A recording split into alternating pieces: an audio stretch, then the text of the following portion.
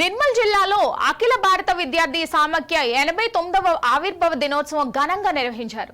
ఈ కార్యక్రమానికి ముఖ్య అతిథిగా ఏఐఎస్ఎఫ్ నిర్మల్ జిల్లా సమితి కన్వీనర్ కైలాష్ హాజరై ఏఐఎస్ఎఫ్ జెండాను ఆవిష్కరించారు. ఈ సందర్భంగా మాట్లాడుతూ ఏఐఎస్ఎఫ్ చరిత్రను గుర్తు చేశారు.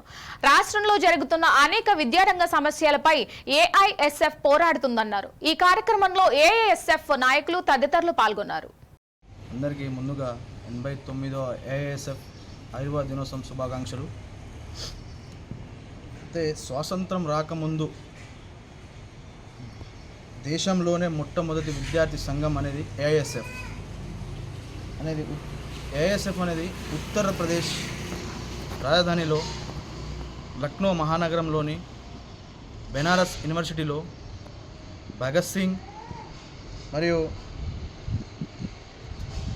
రాజ్గురు సుఖ్దేవ్ ఆజాద్ ఇలా ఇంకా ఎందరో వీరుల ఆశయాల సాధన కోసం బబ్రుద్దీన్ బాసు, ప్రేమ్ నారాయణ భార్గవుల నాయకత్వంలో ఏఐఎస్ఎఫ్ 1936 ఆగస్టు 12న ఆవిర్భవించింది.